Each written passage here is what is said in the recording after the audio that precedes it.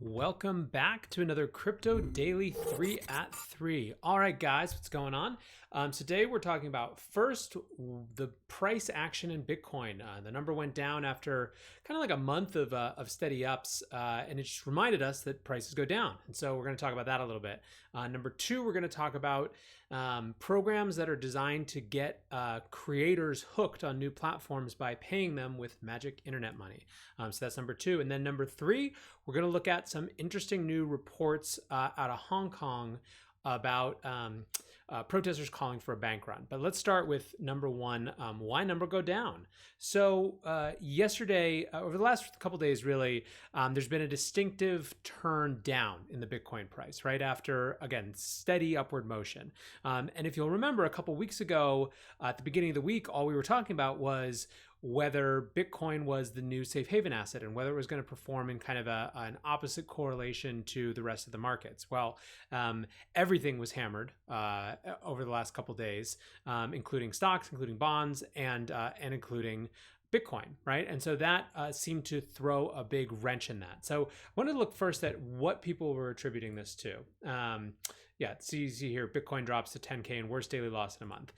So there's a couple different things that people are attributing this to. First, the block is reporting on the fear and greed index for Bitcoin. Kind of with greed tends to be at the top of the cycle when things are due for a correction. Fear tends to be at the bottom when there's a good buying opportunity. So fear was at its lowest point, for example. It said it was at its lowest point last December. That's when Bitcoin was down in the 3s and 4,000s. And just last week, the index was really high. So the fear greed index has been particularly volatile lately, but it hit a 244-day low yesterday. So maybe there's just kind of a just interesting correction in terms of what people are thinking. Another theory speculation that was interesting and made it all the way to Zero Hedge, who is apparently back on the crypto beat after ignoring it for a long time during the bear market. They picked up Dovey Wan's tweets about the potential implications of sell-off from a Ponzi scheme. So long story short, Plus token was a Ponzi scheme in China that was actually taken down. A number of its ringleaders are in jail already. But basically, there's this idea that maybe part of the sell pressure had to do with this Ponzi getting rid of its coins. Now, not everyone was buying this. Loomdart here says, I find it very hard to believe that a known Chinese Ponzi scheme with estimated between 75 and 200 BTC can just sell the Bitcoin on spot exchanges willy-nilly. Bitcoin is a very public ledger after all, and I imagine the coins are on every blacklist ever. HashSib did an analysis using the information that Dovey provided, also pointing out that she has a good track record of China insights, and they found a couple things. In their thread, they say, we haven't seen any significant transactions moving out of analyzed wallets in the recent days, except for those 37.9 BTC getting broken up and sent to newly created addresses. And then they say, and I think this is the important point, the recent plunge in BTC calls for a narrative given how well its price responded just days ago to global macro events, while basically ignoring the very Bitcoin favoring last 24 hours. Ryan Adams, kind of in disbelief, said, so this Chinese Ponzi has more ETH locked up than the Ethereum Foundation. This has been known for weeks and the West is just finding out about it. Wow, there's a chasm between East and West crypto communities. So basically, he's making the point that even if this isn't the thing driving the price, that it is fascinating just how much of an information disparity there is between these communities, which I think is undeniably true. So to the extent that that Ponzi scheme is and sell off from that Ponzi scheme is actually the thing driving the price action, hard to say. But I think that it's interesting that it's there as a narrative. And speaking of narratives, let's return to that safe haven narrative from just last week. Ariana Simpson says, oh, wait, what? I thought the story everyone's been pushing is that Bitcoin and other asset classes were inversely correlated. Or maybe the story is that it's non-correlated. Turns out we have insufficient data to credibly make either claim. Alex Kruger also goes in and says Bitcoin is a stocks hedge and moves in line with gold as a safe haven asset. Was that not the newfound crypto narrative? And then he says confirmation bias is the tendency to interpret new information as confirmation of existing beliefs. Stories that suit one's bias and generate a warm, fuzzy fuzzy feeling are generally welcome. Facts, no one cares about those. So there's a lot of this safe haven narrative snark going around yesterday, which is reasonable, it's understandable. But I want to use this as an excuse to talk for just a second about narratives, because obviously I spend a huge amount of time on them. So this is actually from my Ethereal presentation earlier this year at Ethereal and during New York Blockchain Week. And basically, what narratives are simple stories that we use to explain complex phenomena. In crypto, especially where there's a lot of data, but we don't have a lot of historical longitudinal data per se, right? We've only got a decade to deal with, and with most of these assets, much less. We cling to narratives extra strongly because of that dearth of patternicity that we have to use, right? So we look to narratives for almost everything. And the idea here is that every narrative is competing for resources, and that when we talk about narratives, we have to understand that to some extent they're marketing, right? And there's a lot of reasons for that. But again, when we're talking about these different narratives, there's a reason that we're doing it. And so the point here that I want to make, and it looks like this is having a hard time, but the point that I want to make about narratives is that they have the power that we give them, right? So narratives matter, but we dictate how much power they have.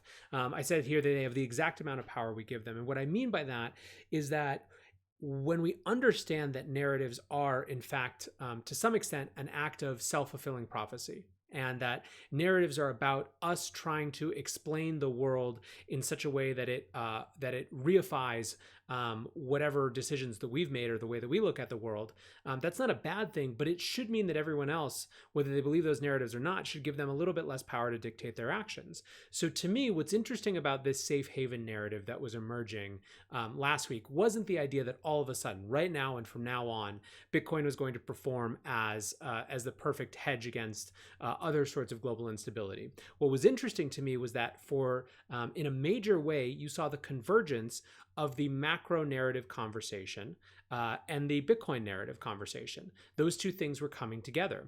And it wasn't just about whether, at every juncture over the next few months, when stocks go down, Bitcoin's going to go up, but looking kind of longitudinally and generationally at what is likely to happen with a major correction in equities, with a major correction in real estate. Where are millennials going to park their money? That's what's getting the macro folks interested in Bitcoin. And so in some ways, even the safe haven narrative it's a little bit kind of short-termist from where the really interesting thing. So the point here is, again, that these narratives do change, they do shift. And the point here isn't that we shouldn't care about narratives. We just need to recognize them as narratives and understand that we can't give them as much power to shape our short-term actions. And so I just want to close as it relates to the price action on this tweet from Francis, who I thought was great. When I first got into Bitcoin, we spoke of the 10,000 milestone in the same way we today speak of the 1 million milestone. The point is, it was a very contrarian position to take and made you look like you were taking crazy pills. So again, we're going to go through more cycles, right? It's just inevitable. And I think it's important that in the same way that I'm kind of imploring to not take narratives too seriously or to understand them, be interested in them, but to not let them shape short-term action, the same goes for price action, right? There was another tweet from Tim Pool, who's well-known kind of in political Twitter and whatever, who said he bought Bitcoins a while ago, hasn't thought about them since, and I think that there's a lot there. But with that, let's move on to number 2 for the week, or for today. So this is probably a first and will rarely happen on the Crypto Daily 3 at 3, but I am talking about Ripple right now. So Lee over at CoinDesk reported that Ripple is to give away 1 billion XRP in a massive bid to fund online content. And so basically, some of you may have caught that a couple months ago, or maybe it was a month ago, I can't even keep track of time anymore. Ripple basically funded an investment vis-a-vis Coil, this large startup that kind of is in the Ripple ecosystem, to invest in Imgur, which is a hugely popular, kind of underknown, frankly, site that hosts a huge amount of the internet's memes. It still has anonymous membership or anonymous usership or whatever, right? And so I was interested in this because, it's a less about the Ripple piece, right? There's all the details that you can read in terms of how they're going to allocate that money and what they're saying about who's already participating in it. I think what's interesting is that I believe that you're going to see a lot more of this type of battle for content creators with crypto and just money in general, right? I think that we're likely to see people really aggressively competing for top independent talent. You've seen some examples of this already, right? So for those of you who follow esports, Ninja is the biggest streamer in the world. He's the first and I think only Twitch streamer to hit 10 million follows. Recently he announced that he was moving to Mixer, which is a different streaming platform. He was leaving Twitch and moving to Mixer. Mixer is owned by Microsoft, and since he moved, which he just announced this on August 1st, I want to say, Microsoft's Ninja acquisition caused downloads to skyrocket. It doubled basically the number of downloads and users that Mixer was seeing. So that's obviously huge business, and no one knows exactly what the terms of the deal were. Although interesting intrigue in the esports community, as Dr. Disrespect said, the deal was bad and Ninja shouldn't have done it. But that's neither here nor there. The interesting thing is that the competition for these independent creators is big business, and I think it goes beyond just the idea of influencers, right? I think that we're shifting kind of irrevocably into an era where independent media creators have channels that compete with in size, scale, and influence traditional media channels. And in fact, in a lot of cases, you're going to see those independent media creators have the most influence because of their perceived independence, right? I think Joe Rogan is a great example of this. His podcasting platform is entirely owned by him. It's just his thing, and he makes a huge amount of money from it, but he's really not beholden to anyone. Now, certainly he works within an ecosystem and there would be implications if he did this or that, but he's radically more independent in some ways than traditional media, and people love that, right? And it's the same in everything, right? If you look in the state of crypto media, there obviously are a handful of publications, and especially now there's a lot more kind of upstarts who are trying to outcompete the incumbents, but you really have a scenario and an ecosystem where a huge amount of the information and analysis that people get actually comes from independent media creators. I mean, hell, you're watching Crypto Daily 3 at 3 right now with me. And obviously there's, podcasts are hugely important in this space for getting information, and so on and so forth. So I think that this idea, this phenomenon of luring creators with payments is really big. And I think it's going to be a key part of the strategy of a lot of different crypto platforms, not just Ripple, right? You see it already with Cent, which uses Ethereum as its kind of base to pull people in and try to build a different type of social network. You've got Steam, obviously, who's been experimenting with this for a couple years. So this is going to be a fundamental part of the crypto ecosystem, is seeing if you can accelerate network effects with your own kind of token base. Whether that works or not, I think, is yet to be seen. Creators tend to prize their audience pretty strongly.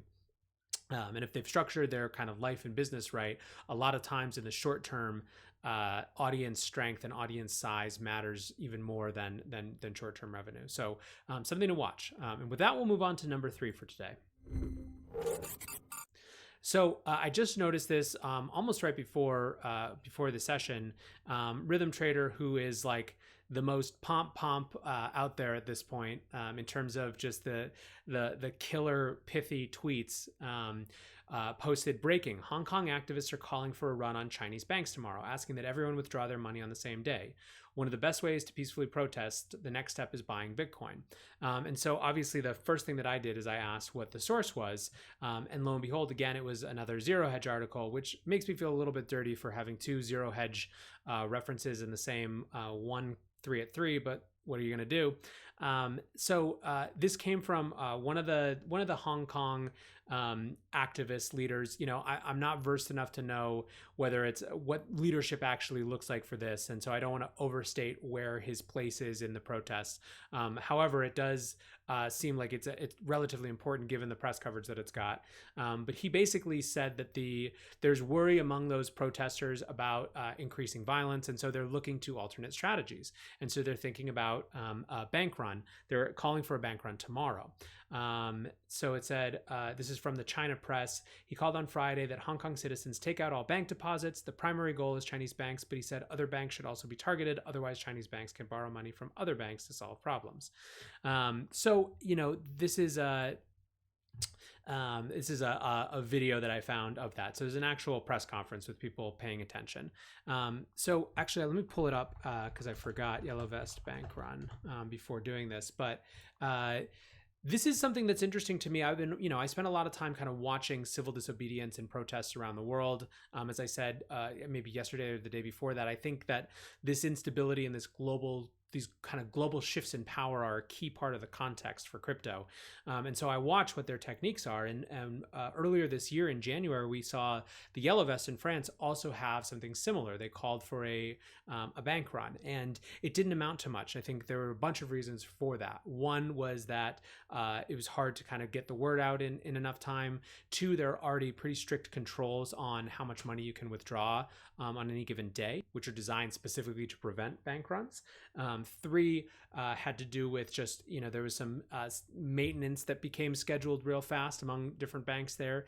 But anyways, the interesting thing here is, again, that this idea of bank runs highlights some of the underlying economic issues and control of money issues at the heart of these protests, which are all, I think, on some ways, no matter what they are nominally about, on a fundamental and underlying level, they're about a frustration and a disbelief in economic futures and a belief that something radical needs to shift for opportunity in the future.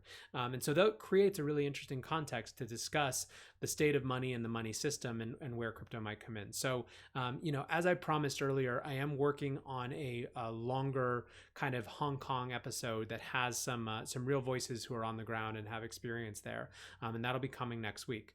But I wanted to highlight it. I think it's interesting that we've now seen two different kind of major global civil unrest movements turn and try to activate bank runs at some point. Whether or not it's successful, I think, is a totally different question. But that's it for today's 3 at 3. Interested to see what you guys think of all this, what you think is the reason for the price action. Hit me up on Twitter at NLW. Thanks for watching. If you're watching, thanks for listening if you're listening, and I will chat to you tomorrow.